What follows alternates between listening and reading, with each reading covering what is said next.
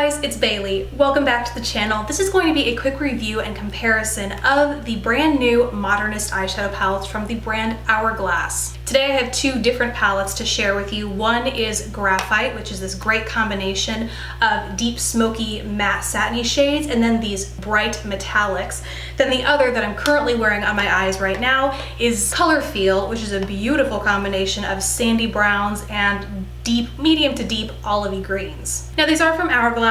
They're going to set you back, I wouldn't call it a pretty penny. It's a lot of money. These are $58 individually, and at first, well, no, not at first, period. I still think I'm nuts for having ordered not one, but two of them, but I and a lot of people have had a huge win with their ambient lighting powders, and me personally, their ambient lighting powder palette. Now these serve various purposes, from highlighters to setting powder to bronzers, but the formula is unbeatable. I've yet to find any that are comparable. It's easily one of my top 5 favorite beauty products of all time. Given such high praises, I expected a ton of these eyeshadow palettes, especially given that they retail for the same amount of money. Just as a quick comparison, since I know a lot of people are familiar with the ambient lighting powder palette, this is the eyeshadow palette by comparison. Because if like me, you're ordering these online and you don't see them in person, because the packaging is identical, it's easy to think that they are the same size. They are in fact not. You can see that the eyeshadow palette is slightly shorter than the ambient lighting powder palette, which makes sense when you have facial powders that you're going to use more naturally than you would with an eyeshadow palette, but you get 3 times the amount of product in here. This has 3 grams of product, whereas the eyeshadow palette only has 1 gram, and yet they retail for exactly the same amount.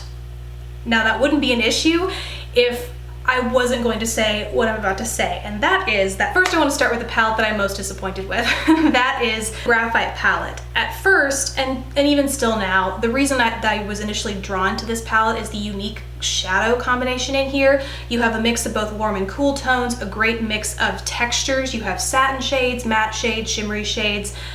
But when I got it home and went to swatch it, I was supremely disappointed with the pigmentation and the quality of these shadows. Now, normally you can't judge a palette by its swatch, so when I actually put these to the test, I was even more so disappointed. Namely, or primarily with this gold shadow right here, it came off as very gritty, uneven. It was impossible to build pigmentation, and even if it were only supposed to add kind of a glittery overspray effect, if it wasn't really supposed to be a pigmented shadow but rather more of an effect shadow in this palette, it really doesn't even achieve that. It's very hard to build, it's very flaky, and to have one of only 5 shadows in the palette that costs $58, that's kind of unacceptable. So right off the bat, I would avoid this palette altogether. Now on the other hand, I have Color Field. Once again, it's what's on my eyes right now. Oftentimes in one collection of any product, lip product, eyes, whatever it is, there can be inconsistencies within the line in terms of quality, lasting power, how comfortable the wear is depending on what the product is. So I did want to see if the quality was equal across the board. I'm kind of happy to say it's not. This one actually really did impress me. I'm not wearing these shadows right now with primer, and I'm happy to say that the pigmentation is unbelievable on all of these. Now, I do recommend wearing shadows with primer because it will help the longevity of the wear, but when you can apply a shadow without a primer and the pigmentation is stellar, it doesn't even need the help of a primer, to me that is a sign of a good shadow. As in the Graphite palette, you get a really nice mix of textures here. There are 3 kind of satiny shades. Those are the browns here. They look absolutely beautiful when you apply them. I'm wearing them on my inner corner all the way to about the middle of my lid right now. And then on the rest are these kind of more shimmery shadows, which is this olive green and this deep shimmery hunter green. These two are on the rest of my lid and my outer corner to add some definition there. Now the reason it took me so long to get this review up and out there is because even though I absolutely love this palette, it is definitely the better of the 2 that I've tried, I wasn't convinced that the shades in here were unique enough to justify the price tag. So I went ahead and I dug through my collection to see if I could, in some way dupe these out. Right away, what I noticed, and what I'm sure came to a lot of people's mind, is that it looks very, very similar to Wet n Wild's Comfort Zone palette. Now, I don't have it here to share with you, but what I can tell you from personal experience is that in that palette, there aren't any mattes or satiny shades like there are in here, so that is something that palette is lacking. And ultimately the only similar shade in here is this Hunter Green shade, which is more of a lighter, almost limey green shade in that palette. So overall you get the same general feel, but it's by no means a duplicate for this palette. Alternatively, I went through my collection to see if you could mix and match palettes to ultimately spend less but try and duplicate what you find here.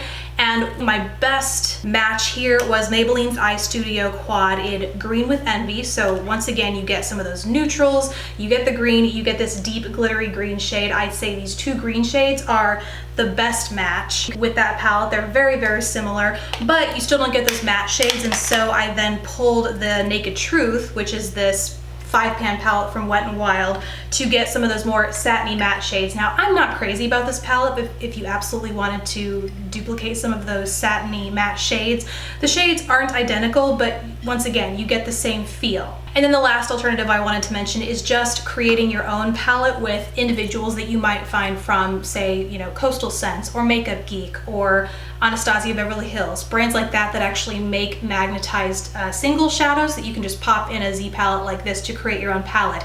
Now, what I thought was interesting here is that it is harder to find these buttery satin shadows than you might think. I thought for sure, because I have a lot of these singles, that I would be able to pick them out, throw them in the pan, and virtually recreate this entire palette.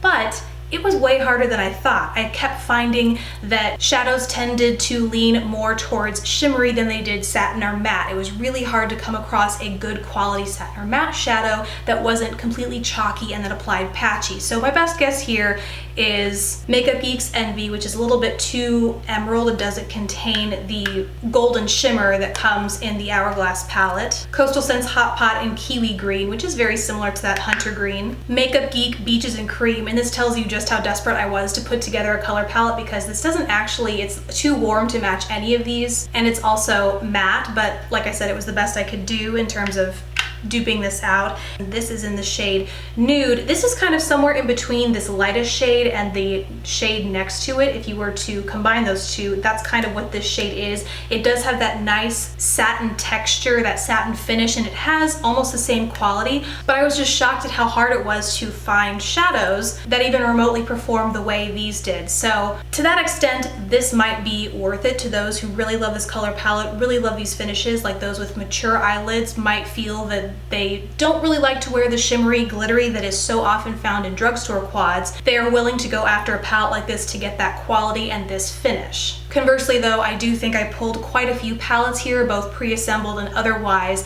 that can get you the same feel as this palette without having to spend 58 bucks. So all in all, this review was kind of still wishy-washy for me. I couldn't completely make up my mind other than to completely recommend that you stay away from the Graphite palette. This is a definite no from me, but I can't say, you know, I am definitely going to keep this palette. I'm going to return Graphite because that's a ridiculous amount of money to spend on that, but I really do love color feel. So let me know what you guys think of these palettes in the info bar below. Let me know if there are any dupes to this palette that I completely overlooked. Those are always so helpful to hear from you guys. And beyond that, thank you for watching. Please don't forget to subscribe if you haven't already, and I'll see you in the next video.